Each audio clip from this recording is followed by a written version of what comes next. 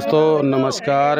India Mi TV में आपका स्वागत है। आज हम खड़े हैं 5 केडी जो 3 केडी पंचायत घर है, वो पंचायत कार्यालय है। अब हम खड़े हैं 4-5 केडी में। यहाँ समस्या क्या है, जो सेंट्रल गवर्नमेंट ने जल मिशन का एक प्रोग्राम चलाया है, उसके तहत हर गांव में पीने का पानी का जो समाधान है वो करने की योजना है।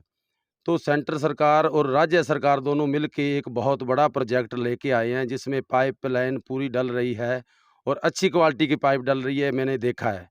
तो यहाँ हमारे ठेकेदार हैं, कुछ ग्रामीण हैं, ऐसा यहाँ मुद्दा हुआ है कि जिनकी शंका बन रही है। शंका ऐसे बन रही है कि जो प्रपोजल्स गवर्नमेंट ने दिया है, उसके अगेंस्ट आके ये रसीद काटी जा रही है। मैंने देखा है यहाँ, तो रसीदों के ऊपर सचिव ना अध्यक्ष ना समिति के प्रधान का कोई स्टैंप है।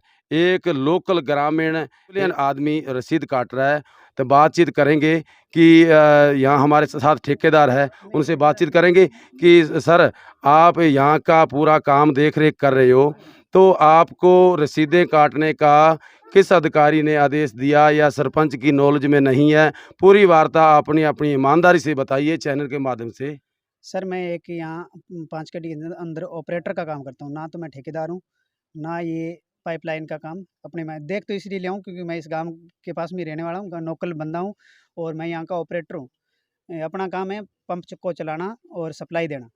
फिर भी मैं आपको बता देता हूँ कि जो ये प्रोजेक्ट चल रहा है सेंट्रल सरकार और राज्य सरकार का, 45-45 का है। दोनों सेंट्रल सरकार और राज्य सरकार 90 रुपये 100 में से दे रही है। 10 रुपये है वो सामुदायिक अनुदान है। उस अनुदान की जो रसीद बुक भेजी गई थी, वो गड़साना से भेजी गई थी, जिसको सरपंच के मोहर लगने के बाद में हमारे को उसकी रसीदें काटनी थी। परंतु जब सरपंच से बात की गई तो उन्होंने कहा कि ये हमारे संज्ञान में नहीं है और लड़के ने भूलवश वो रसीदें काट दी। उसके बाद में जैसे आज अय्यर साहब और प्रधान जी, सरपंच सभी आए, तो उन्होंने कहा कि हम अपनी रसीद लेके रसीद काटेंगे। उसके बाद में हमने रसीद काटना बंद करवा दिया। उस लड़के को बोला कि अपनी रसीद मत काटो, अपना काम है पंप चालक का, अपने वही काम करो। और रसीद काटने का काम ग्राम पंचायत का है, वो ग्राम पंचायत की रसीद काटे और कनेक्शन करवाए। नहीं, इतना धन्यवाद। बड़ा प्रोजेक्ट गांव में चल रहा है, उसकी सरपंच के नॉलेज में नहीं है।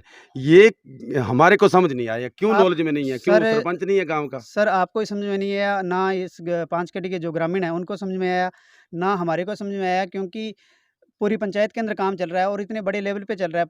5 केटी की बात नहीं, क्योंकि पूरी अपने इंडिया के अंदर चल रहा है, क्योंकि सेंट्रल सरकार 45% ओनली फॉर राजस्थान को नहीं दे रही है, वो प्रत्येक राज्य को दे रही है।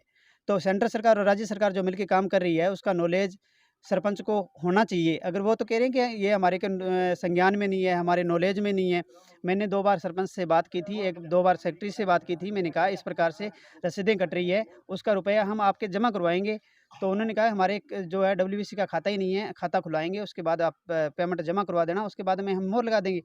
आज जैसे ये सर आए थे, प्रधान जी आए थे और सरपंच आए, तो उन्होंने कहा कि जैसे सेक्रेटरी साहब ने कहा कि हम अपनी मोहर छपाएँगे और वो मोहर उसकी रसीद काटेंगे। रसीद काटने के बाद हम कनेक्शन देंगे। तो हमने जो पहले हमारे को रसीद मिली थी, जो अपने लड़का काट रहा था, लोकल जो लड़का था वो काट रहा था, उसको बंद करवा दी और अब जो सरपंच अपने तरफ से रसीद देगा, उसके अकॉर्डिंग कनेक्शन कराएगी पीएचडी। तो धन्यवाद। ये एक आपने रसीद बुक का किसने कहा अब ये रसीद बुक छपा के आप काटो? जेईएन ने कहा, आईए ने कहा, किस अधिकारी ने आपकी ड्यूटी लगाई? ये अय्यर सर का मेरे पास में कोई कॉल नहीं आया, ना जी सर का कॉल आया था। ये रामचंद्र जी जो यहाँ ठेकेदार हैं, जो ये लाइनें डाल रहे हैं, उन्होंने ये रसीद बुक वहाँ से छपाई और उन्होंने ये रसीद बुक भेजी और उन्होंने कहा कि इस पे सरपंच के मोहर लगा के और ये रसीदें काटना। परंतु सरपंच से जब मेरी बात हुई, मैंने कहा सरपंच साहब इस प्रकार से जल जीवन मिशन के अकॉर्डिंग जो हमारे को कनेक्शन का जो चार्ज है 950 रुपये, उसके अकॉर्डिंग जो हम रसीद काट रहे हैं, तो उसके ऊपर आपका साइन होना ज़रूरी है, क्योंकि जो इसकी कमेटी है, उसका जो अध्यक्ष है जल जीवन मिशन का प्रत्येक पंचायत का, वो सरपंच है और इसका जो सचिव है वो सेक्रेटरी है। और तीसरा जो हमारे पीएचडी के अय्यर सर हैं उनका है।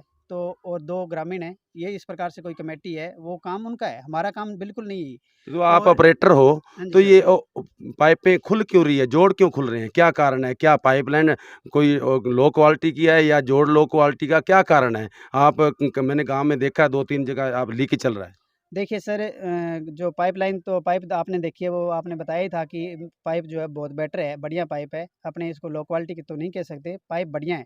परंतु जोड़ खुलना तो ये देखो एक आम आम सी बात है, इतनी लंबी लाइन डाल रहे हैं, उसके अंदर कोई 2-4 जोड़ खुलते हैं, तो उसका रिपेयरिंग करने के लिए, क्योंकि जो ठेकेदार लाइन डाल रहा है, वो हमारे को लास्ट तक टेस्टिंग करके देगा और प्रत्येक घर पानी पहुँचाने के बाद में उसकी पूरी पेमेंट होगी।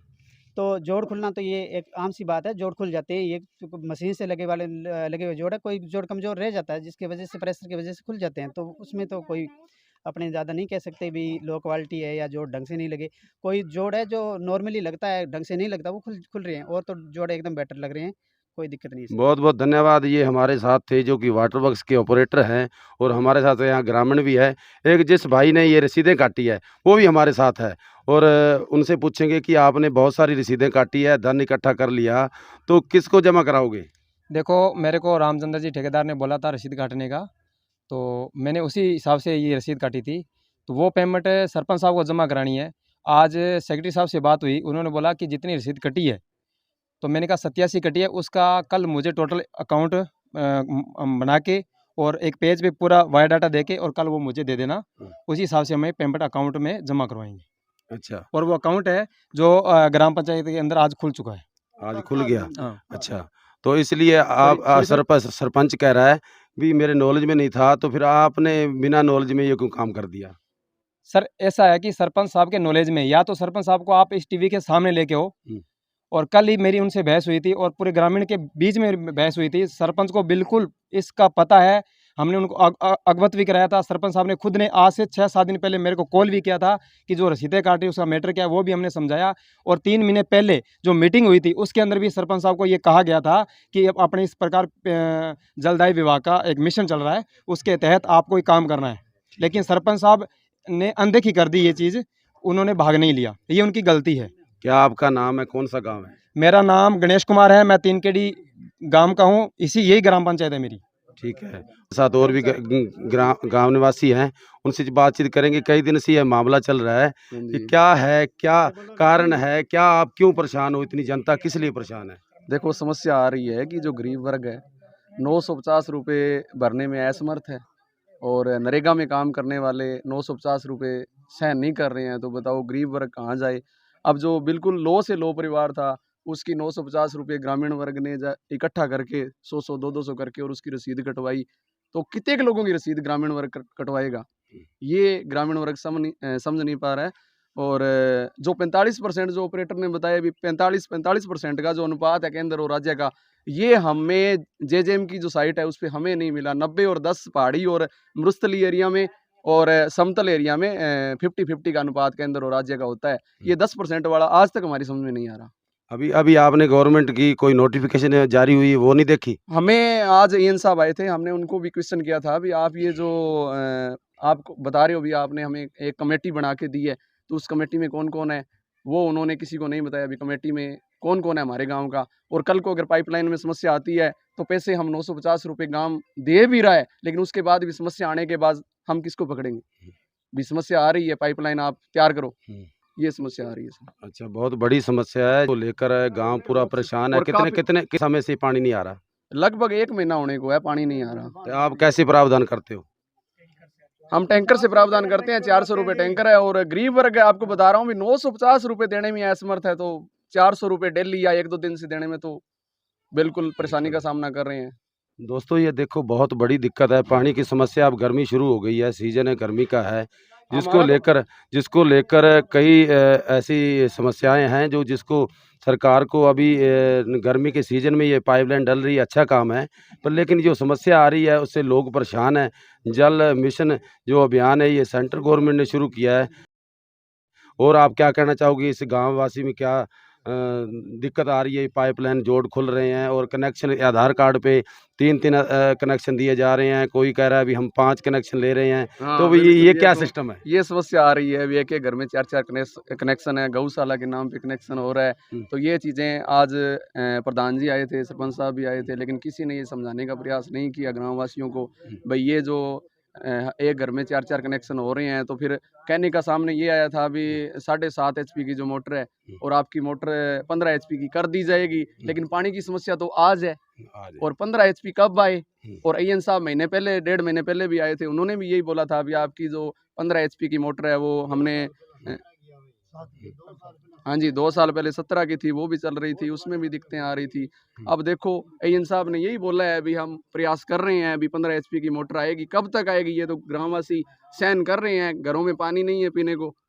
देखो कब तक पानी आए और 15 एचपी की मोटर आए, ये तो आने भी पता चलेगा। देखो दोस्तों, आज बहुत बड़ी किल्लत है। हमारे साथ और भी गांववासी हैं।